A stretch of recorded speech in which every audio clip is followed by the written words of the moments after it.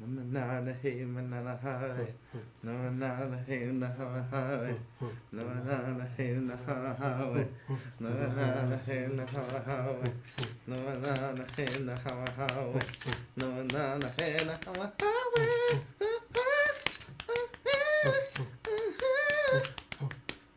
Superior Covenant Podcast.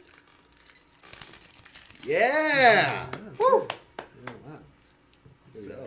So if this podcast thing falls through, we can make an a cappella group or something. Oh yeah. We know where the money's at. Would be thigh slapper. I'd be the baritone. Oh, because you have the deep. Oh yeah. Right. Yeah. Okay. So it's been a while, guys. It's been a while, boys. What have you guys been up to? I mean, I feel really close to you guys right now, so we're all like just looking at each other. Yeah, Knees- usually we're not. We got that line thing our going. knees touching. yeah, I'm touching knees I with like at least circling 2 up. men right now. Hmm. What? Maybe toes. I with really one. wish I was touching knees with Ricky, but I get to look Oh, straight that's at nice. Ricky. Oh man, I have direct contact with all of you.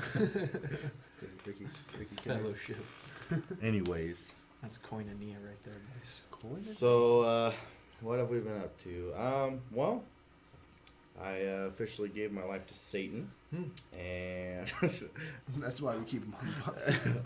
I don't know. I mean, I see you guys all the time, but what's different since the last time we talked to these folks out there? Aren't you in some kind of musical? Oh, geez. Oh, Caleb, you stop. Okay.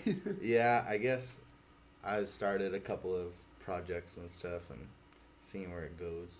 Got a band now and still doing some Ooh. spoken word stuff and gonna be releasing an album probably in the next few months, depending on how much studio time I can get. It's gonna be tight. That's really cool. Just remember where your priorities are, which is here at the Superior Covenant Podcast. Right, boys? Right. Right. Right, right. Right. Right. Yeah. Yeah. I remember the little people, don't worry. Oh. Yeah, you rolled off. Oh. Wasn't enough that you're already worshiping Satan. I mean, I don't know what can get worse than that, but so Ricky,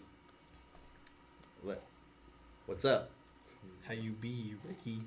Same old stuff. Finally got my motorcycle permit. Woo! Oh. And I've been driving it for Yeah, 4 months. Dang, it took you that long? No, I just was putting It's it been off 4 for a months. while. Yeah, Wow. not quite 4 months. Like 3.5 months or so. Dang, But, Still. yeah, 3 months. you're like seasoned now. Yeah. You know what you're doing out there. Yeah. You popular Well. on the freeway. Mm-hmm.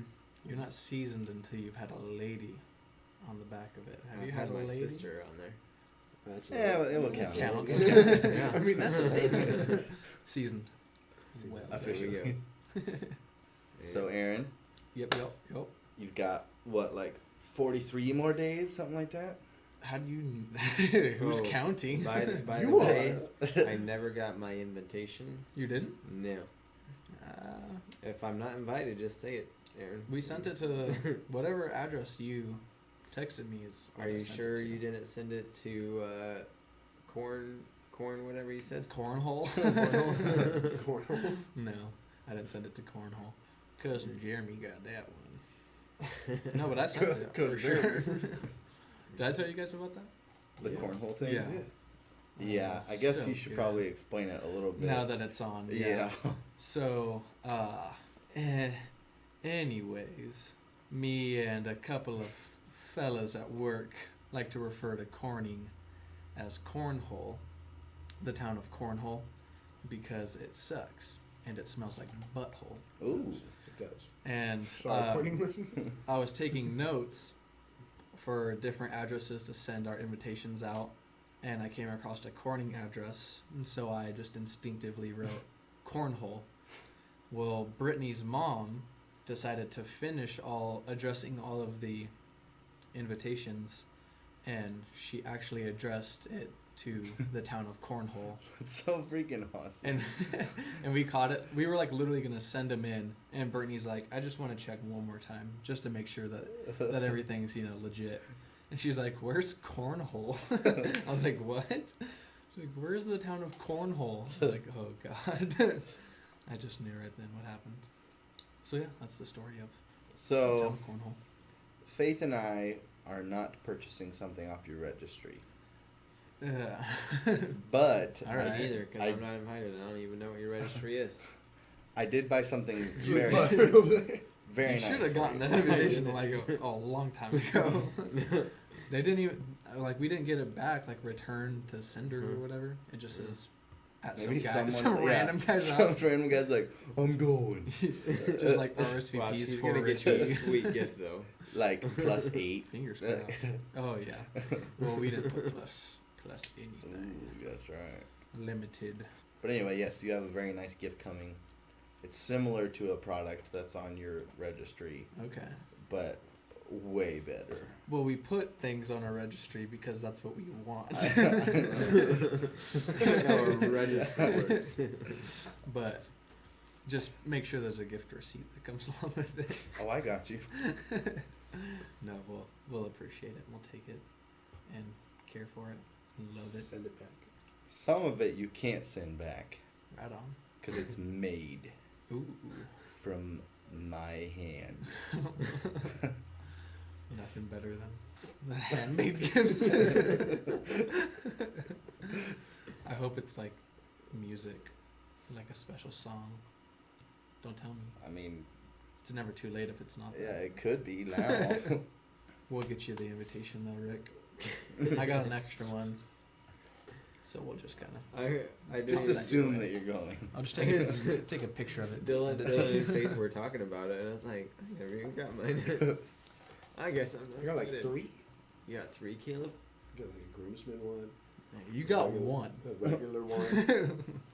And then You got one wedding invitation. I Caleb. got a groomsman, wedding, It's not a wedding and then invitation. there's like I this guess. test one. That kind you of. guys. We went through some trial and errors with our wedding invitations. Yeah. They came out good though. Yeah. They look nice. Thank you. Anything else going on? Caleb, congratulations. Your last day at Bandito. Is that today? Welcome to Yeah, my today. world, boy. Work with your hands. So you're Like a so man.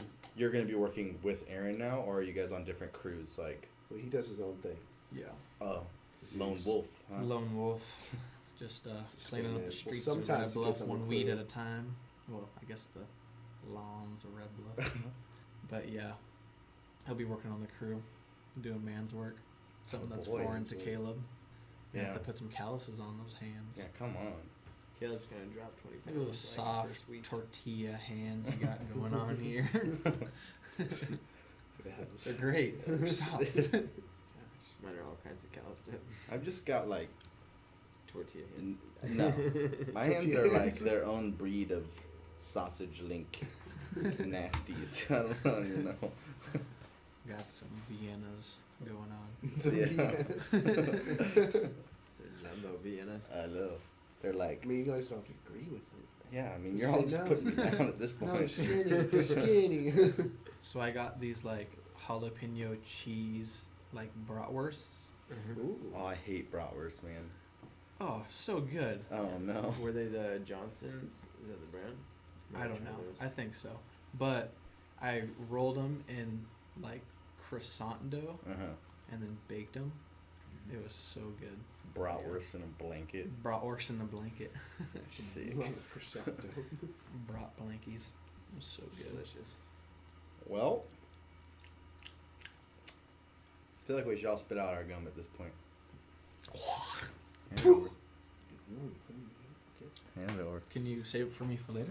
Yeah, it's just gonna be in this pile. In the trash can. Can you mark mine? Oh, Yeah, it's right there. thanks. Thanks, buddy. So we wanted to talk about grace today. Grace was actually, I believe, the first thing that I ever did a sermon on. And it kind of just keeps coming back to me because grace is such just a powerful and yet kind of foreign idea to most people.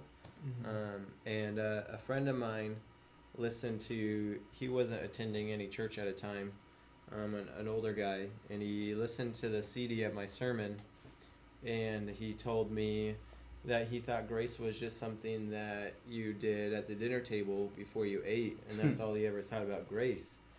And he really enjoyed the message because he never thought about it that way, and that just really inspired me to kind of look into it more and talk about it more, because I kind of doubt that he's alone in thinking that grace is just something that you say at the dinner table. Because I think if I asked, you know, a lot of my family members or like my nieces and nephews or something like that, or anybody that's not much of a believer, if you ask them what grace was, then they would probably say, you know, it's something that we say before dinner, if that. Or like an ex-girlfriend or something. Grace. Maybe I've dated 2 Graces. I've never thought of grace as like a Were dinner they- table prayer. Not very gracious. I think that's People. probably more of like a southern thing. Like, Yeah. let's say grace Every, kind of thing. all my family were just like, hey, we're gonna pray Yeah. before we eat. I always think of that scene in Hook where they're all like, I think that they do that right. Oh yeah. They're Oh, just like, grace! the- yeah. They just start like Yeah, mowing on yeah. like nothing. Yeah. Just pretending. I said There's grace. so much food here. Grace. You're doing it, Peter. I love that movie. That's So super good. good. I don't think I've ever even seen it. What? Oh. I know what we're doing after this. Yeah, it's got Robin Williams in it. He plays Peter Pan. Anyway. Yeah, anyway. So I guess we've got kind of a couple different directions we want to go with this. I don't know where we want to start. Maybe with like the kind of the big one. You want to start big? Start big. Yeah, like starting big. So I read this with my high school Sunday school. I've been going through different reasons why people reject any kind of a belief in God. And so I was reading this blog, and one of the reasons that this guy had listed in his blog was basically, why did God send himself to die on the cross because of a rule that he made himself? Caleb. Me? Okay. I really like that question when like you sent that in like the text message, because I was asking my kids that last night, and like some of the answers they were giving were kind of like, they're like, because Jesus does what he wants. And I They're was not like, wrong. True. I mean, I guess. Yes. But the way I like to like think about it is that there is like he made this atheist guy. He's saying like, why do he make up this law and then have himself die for that law? Like if he knew that he needed to like bend it in a kind of a way. But when it wasn't like this law. It was like this thing he had to do. Because when we sinned, when Adam and Eve sinned in the beginning, it separated us from God. It's like it's part of his nature. It's not even a law that he can't be near sin. That like the whole Bible was based off of him coming up to the point where he sends Jesus, his son, to die for us, so then he can come to us again. That was the main story of the Bible. Is just that, and so he didn't make up this law. It was this thing that separated us from him. It was this nature. It's kind of like if you wanted to go see your friend, but you built a wall in front of them and said, "I can't see you," but just like there's this wall in front of you that you built yourself. And you're like, you wanted to go see him, but you're like, no, I can't because there's this wall in front of us. And so God himself was like, all right, I want to get to you because I love you so much, and I want to be near you. I want to be with you. And he's like, so he like breaks down the wall himself. I like this story. Like there was a story that I don't remember like the specific details, but this is like basically what it said. It was there was this little girl, and she had this toy. Was her name Grace? Probably. No, she had this little toy. It was like this little stuffed teddy bear, and she'd had it for like her whole life. And this little stuffed teddy bear, like, it started getting like worn out and broken down, but like it wasn't even like usable anymore. But she loved it. She still loved it. And then one night, her dad came to her at night and was like, "Hey, can I have your teddy bear?" And just asked her, "Can I have your teddy bear?" And she was like, "This is her teddy bear. This is her toy. This is her favorite thing to have." And she's like, "No, you can't have my teddy bear. This is my teddy bear." And he's like, "Okay, that's fine. That's totally fine." And so he kissed her to goodnight, and then the next I night, snatched that teddy bear right out of her You hands. ungrateful, insignificant little. So easy. wow. Anyways, the We're gonna be next good night, dads. he goes up to her again and asks her the same question: "Can I have your teddy bear?" And she's like, she's like confused by the question. And she's like, "Why does he want my teddy bear? This is my favorite teddy bear." And finally, she says no again.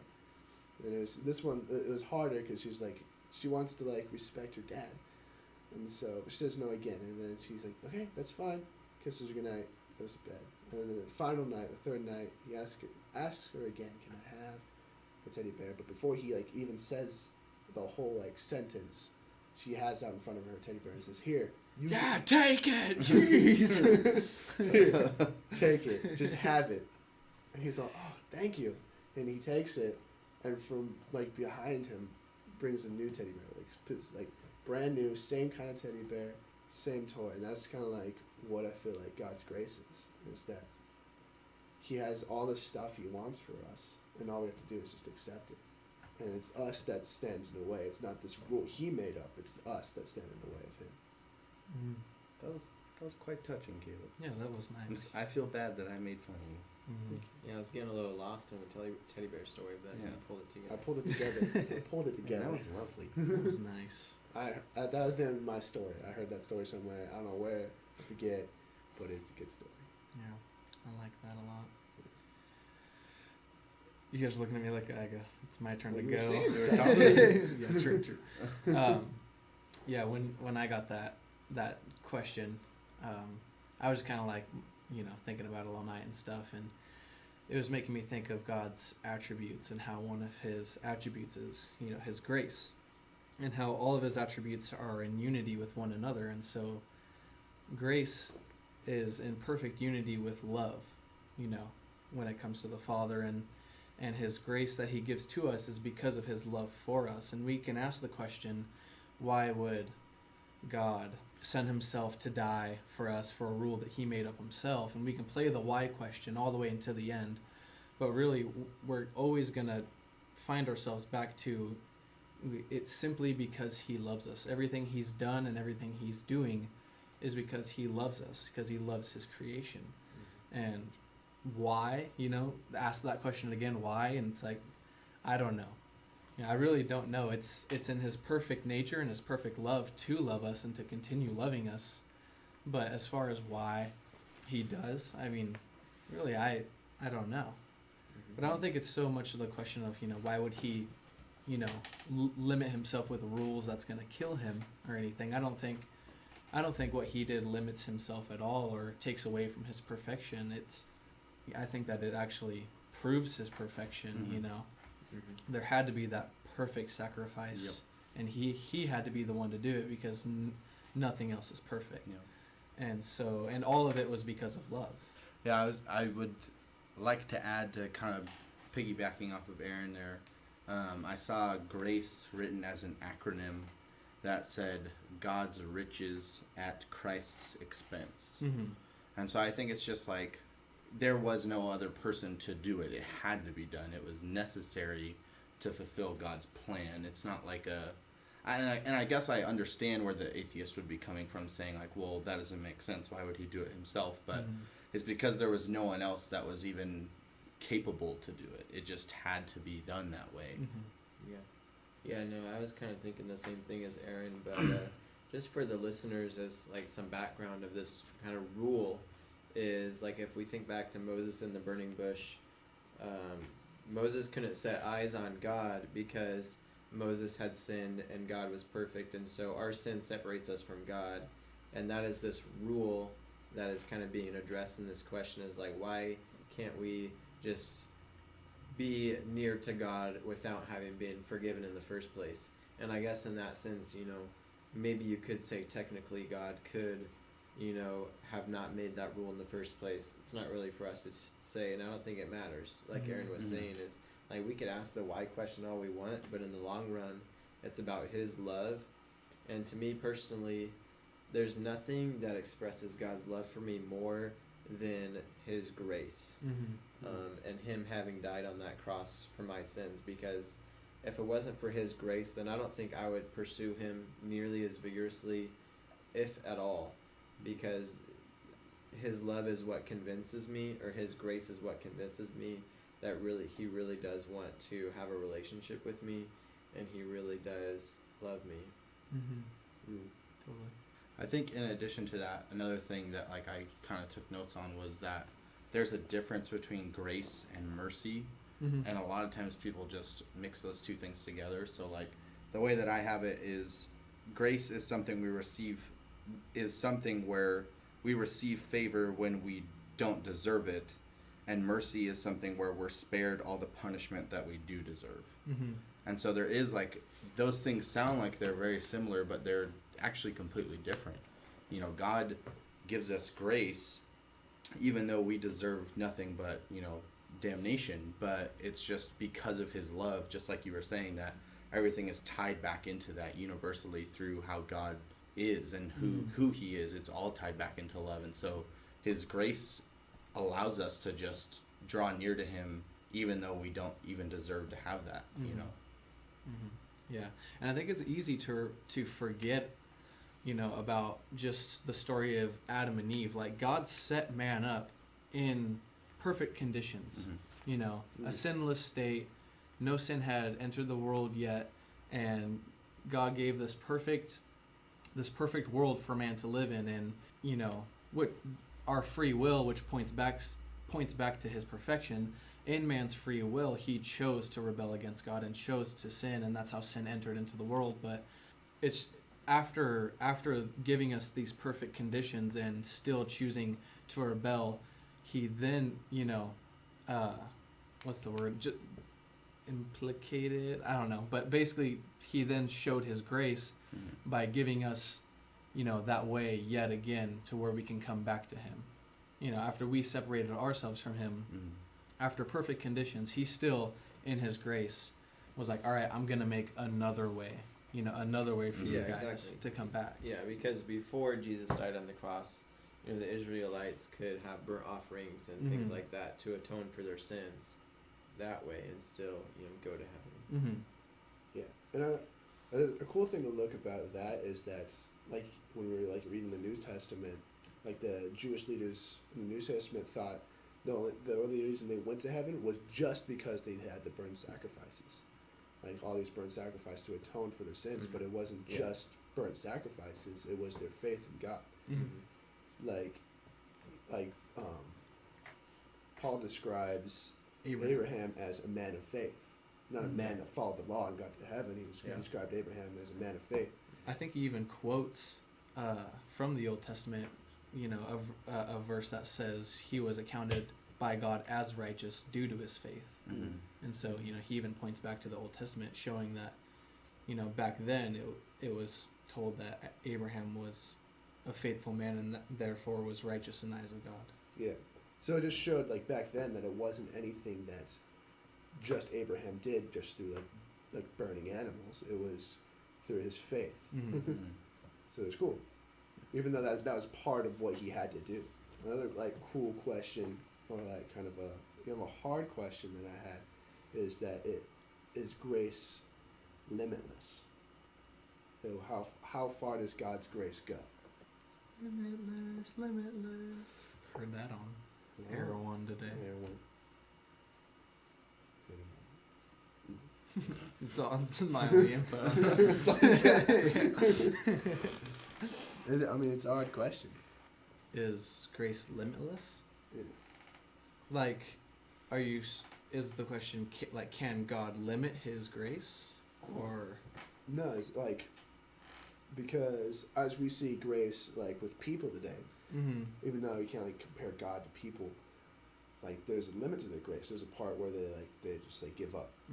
And even though God's is more lengthy, we can tell that by what he's done on the cross and everything through, like, the Bible, is there a limit to that?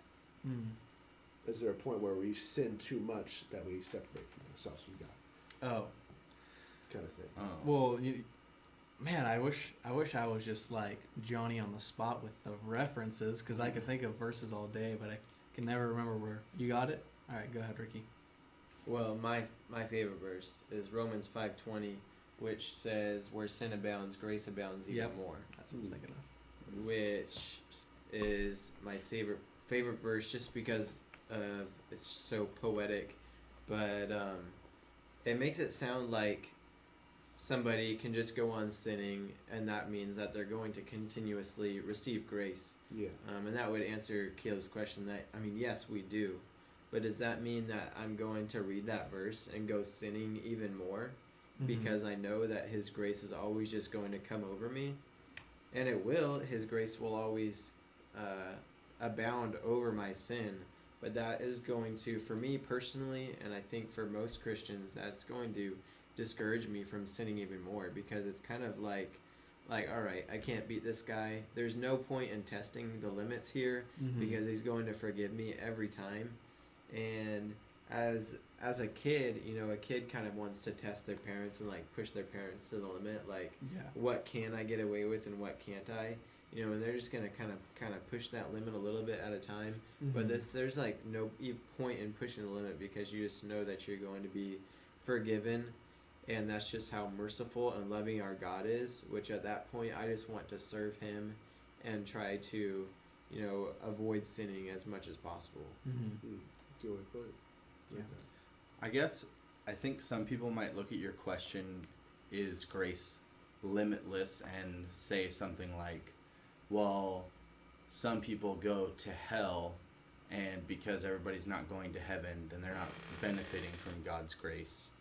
And so maybe it does have a limit. But I would think that, and this is just kind of my response to that, but I would think that like the best way to put it is that, kind of back to what Caleb was saying earlier, like God's grace is so freely given to us, but it's up to us to accept it. So I think the limit is where we draw the line, not where God is willing to put it. Yeah. It's kind of like it has restrictions, as in you have to be wanting that grace in order to receive it. And also, I mean, and we've kind of talked about this on the podcast before about, unforgivable sin, which would be like rejecting God after having already received Him or something like that. We kind of talked about that. And again, I think that even that points back to the, God's perfection, because He's perfectly gracious, but He's also perfectly righteous. And so even for that, person in hell, 100% of grace was there for that person, exactly. and given, to that person. But in not receiving it, then 100% of righteous judgment, was put on that person, because they didn't accept that or receive that grace. Well, yeah, and it's like, even if 100% of all people who've ever lived have denied the salvation of God, it's the grace is still there. Yeah, exactly. It's just something that man is saying, I'm not partaking of the gifts you're freely giving me, basically. Yeah.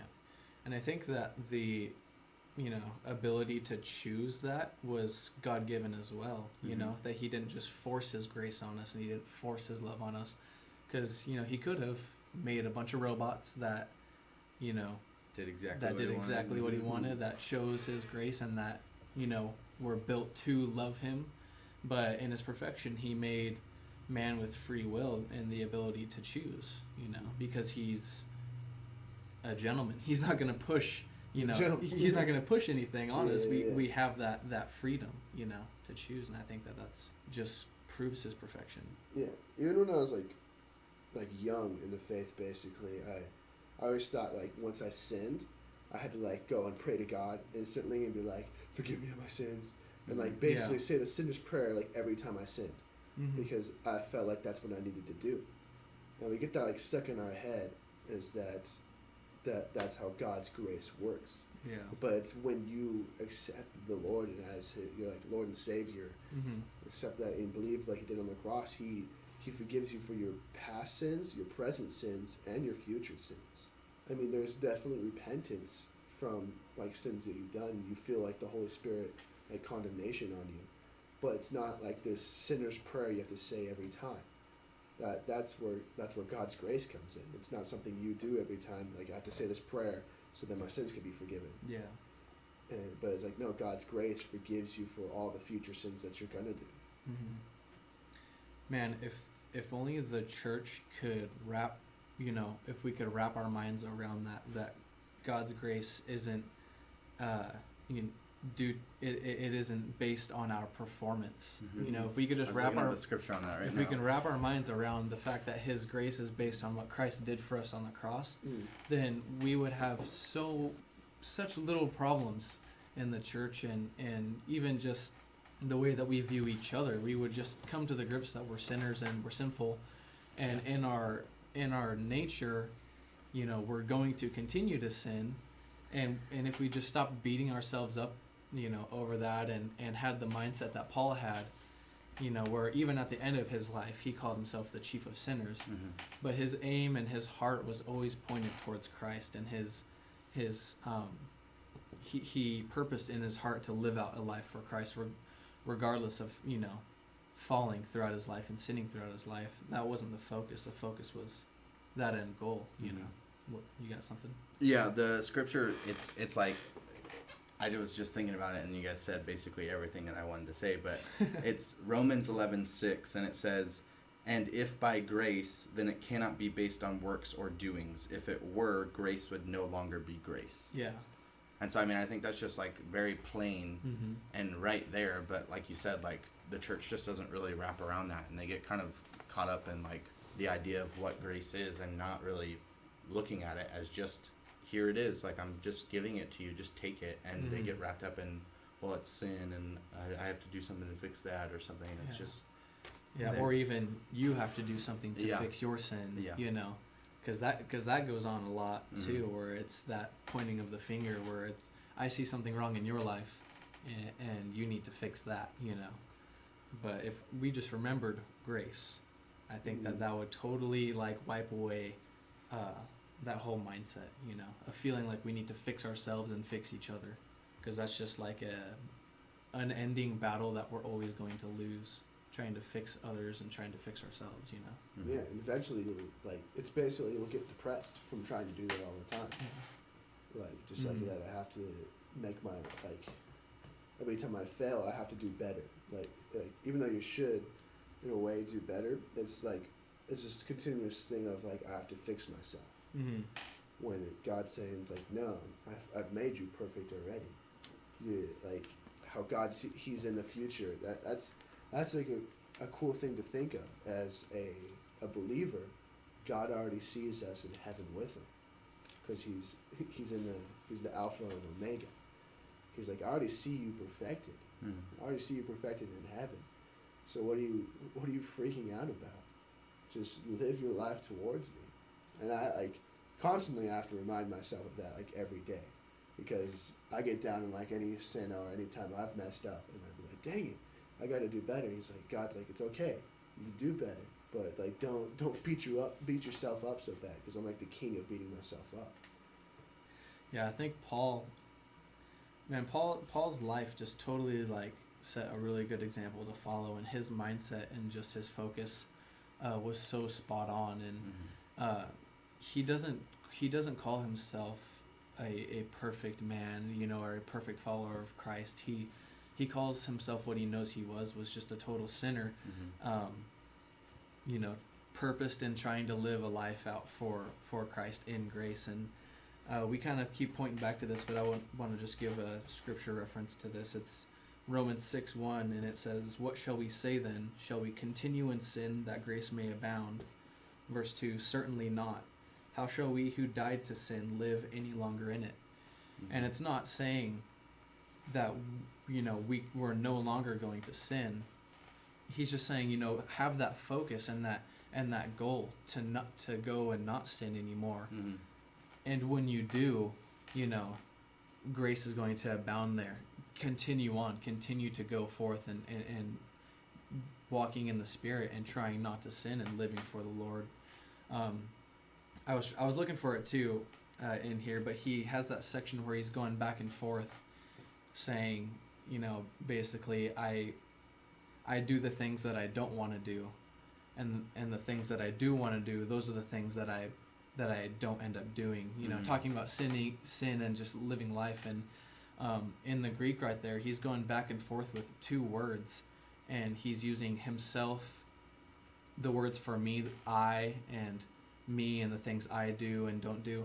He's going back from his flesh to who he is now in Christ, and he's saying the things that I want to do in Christ, my flesh doesn't do, and the things that my flesh does those things, and it's going back and forth, just showing that lifelong struggle that we're gonna have, just being human, that we can purpose in our hearts and choose Christ and choose to live for him, but we also have to come to grips with the fact that every once in a while our flesh is gonna fall, and instead of letting the enemy win right there in our minds and separating ourselves from God for a time being, because I'm sure that we all know that feeling. You sin, you separate yourself from God, which is the total opposite thing you're supposed to do, and then you have a week or two of just total like condemnation in your own mind. That's just the enemy, but if we could live like Paul, well, I don't want to say Paul had it totally figured out too. I'm sure he would disagree with me if he was here. But if we lived with this mindset of, when we do fall, that's where the Lord has us, and he's there to catch us, and he's going to pick us up so that we can continue on and not take steps backwards. I might have lost my train of thought when I started talking, but That was good. No, Yeah. it's not. I was keeping up. you're tracking. I was tracking. I also heard another atheist. I like apologetics, and I get really caught up in what different atheists are saying, which kind of discourages me because it's so sad, because what they're saying is usually just so ridiculous. But I think this was Stephen Fry, who is a pretty well-known atheist, but he said that he believes Jesus was a really great man and had a lot of really great teachings, except there are some of them that are just garbage, is what he's saying, as in the idea of grace. And he's like, what is that? That doesn't make any sense. And he goes on to say, like, can you imagine if we based our justice system off of grace, and how everybody would just go around, sinning or breaking the law all they want because they're just forgiven before they even commit the crime, basically. And he references the story of Jesus with Mary Magdalene, and how nobody is allowed to cast the stone unless they themselves are without sin. And to me, it's just so sad that they even want to like bring that up, because like as we were saying earlier, the idea of grace to me means that I'm going to sin even less, even though I'm already forgiven. Yeah. Well, grace isn't the permission to sin either, and he's totally having the wrong idea about it. The problem there is the sinful nature of man, that man would choose to twist that grace and to work against that grace for his own benefit, to go and do whatever he wants. Sure, the world would go to poop, if we had that, but that's not because grace is imperfect. That's because man is imperfect and selfish. I think it's like because of the way we were trained, almost. It's because when we were kids, or even now today, when we do something bad, we got a punishment for it. But when we did something good, we got a treat for it. But how Jesus comes about it and gives grace is that he continuously gives us something good, whether we're bad or good. And it was just like, it's something that we weren't trained as. We have to like look at it at a different angle almost, because he gives us something good as an example of a way we should live.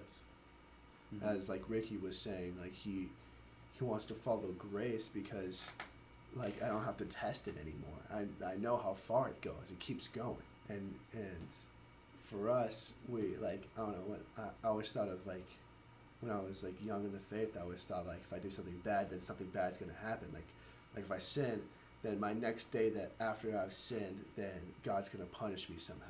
Like God's gonna like make my day just the worst day it's ever gonna be. Works with karma, Caleb. Yeah. It's gonna be like karma, like, and there's definitely consequences. It's God's right hand's name, karma. Keep that backhand strong right there. In the Bible, He has it's, it tattooed across his knuckles. in the Bible, it's you reap what you sow. Yeah. Karma. I want to like make a shirt. Just has like a big fist coming out of the sky. It just says karma tattooed across the knuckles. But then I probably wouldn't wear the shirt. I would just have it. Just to look at it every once in a while and laugh. Am I right, boys? What are you saying? Right. I lost my train of thought. It's been Thanks, a long guys. day landscaping, gentlemen. I'm a little delirious. Got a lot of sun today. I forgot what I was saying because you guys came in with your common jokes. Every time I say something, you guys come It wasn't in that good. with your common t-shirt ideas. It was great. Anyways. I was thinking of, just kind of like meditating on grace today and just thinking about it and stuff. I was thinking about, God's attributes and how it's one of his attributes, but I was thinking about some attributes that God has, we as humans can kind of mirror, like his love. Humans are capable of love. Humans are capable of a lot of the attributes of God, because he's made us in his image, and how grace is one of those things that man has the ability to use. I guess I have this specific word I'm wanting to say, and I can't bring it up. But I don't know. I was just kind of thinking about that and how God gives us the ability to give grace, to others, to give unmerited favor to somebody, who has wronged us, or somebody who, whatever it is. We have the ability to exercise. There it is. That felt right. To exercise grace, and just in being somebody who has received, an abundance, and then some of grace from God, hopefully it makes me want to in turn be gracious to others, and have that gracious love, for others, regardless of if they've wronged me or if they're my enemy or whatever it is. But then again, like, that's also something really hard to do, to exercise that ability that he gives us, the ability to show grace, because sometimes I just want judgment, for people who wrong me. I just want to hit the gavel and just cast judgment. But I don't know, there's also that that ability that we have that we have to show that and to give that grace. I don't know, I just think about that today. One of the scriptures I had for this topic was Ephesians 2:8, and kind of throughout the whole book of Ephesians, Paul is just talking to them about grace and stuff too. But this one says, "For by grace you have been saved through faith, and this is not your own doing; it is the gift from God." Mm-hmm. And so I think that like really sums it up kind of good. Is like the reason why it's hard for us to exercise grace with other people is because we don't want to just give it to them. We want them to, we feel like they have to deserve it. Yeah. And nobody deserves grace. And that's like the whole point. Like, we feel like as humans, like, that person doesn't deserve my forgiveness. And so I just hold on to this, and I get a hardened heart, and it's something that it seems like we're incapable of, but when we turn to God and try to really implement that in our lives, I think it's something that's very attainable. But it's just been so like darkened in our world that it doesn't seem like grace is something we can just give to each other. Yeah, it's definitely not the first thought that comes to mind when somebody wrongs you. Yeah, just like it's almost like human instinct is to to do something back in return. Eye for an eye type of thinking. But you don't always see that. I mean, you even see in the world of an unbeliever can show grace. Yeah, he can have grace towards somebody who has wronged him. And I think that's just kind of showing that we were made in that image of God, that something, so non-instinctive, we can still choose to express and to give one another. Because it totally doesn't make sense in the world that we live in. Yeah. On that note, I think growing with God definitely makes it a lot easier to be able to show people grace. But that is one of our best, if not the best, tool for evangelism, is to be able to show others grace. Because that's like, I mean, if you could show Stephen Fry that grace, then he would then be able to really understand it, rather than seeing kind of the fault in his logic, Yeah. or anybody else who doesn't really understand this idea of grace, is once you show them that grace and once you can just kind of forgive them on the spot, and not have them suffer any consequences for their actions, then they see like, wow, there's something different about that. And then I personally feel, even though after being forgiven, I almost feel more guilty to an extent for seeing what I'm causing this other party to go through, seeing because my sin reminds me of Jesus dying on the cross for me, and then I think about his suffering. Yeah. And this just sounds totally backwards, but I would say that my sin is the reason why I have a relationship with God. And all of us, as young males, I think we've all struggled with pornography. And I would say that if I... Nah, not me, man. Okay, maybe not Aaron, but I would say that if I didn't go through that, then I probably wouldn't have the relationship with God that I do today, because it was me, going to God and asking for forgiveness time and time again, and I wouldn't even say that I had that big of a problem with it, but me just going to God time and time again for the same stupid thing just made me fall more and more in love with God. Because I just asked myself, like, how can you even do this? Yeah. Like, I don't understand, yet you're still forgiving me every single time. Mm-hmm. I have this this little string on my wrist, because one day I was like, after that I just sinned and messed up, and I was just like, gosh dang it, and I come to the Lord and just praying with him, and I had this string, and so I put it on my wrist as just a reminder for me and a promise to God that I don't promise not to sin again because I can't make that promise. I don't promise not to do this thing again because I can't make that promise. But I promise that every time I do sin, every time I do mess up, that I will always come back to you, Lord. And that's where sin loses. That's where my flesh loses. That's when the devil loses, is that even though I am a sinner, even though I do mess up, that every time I do, I will always come back to the Lord. Always come back. Yeah, my boss said something pretty cool the other day. We were kind of talking about this and things similar, and he said,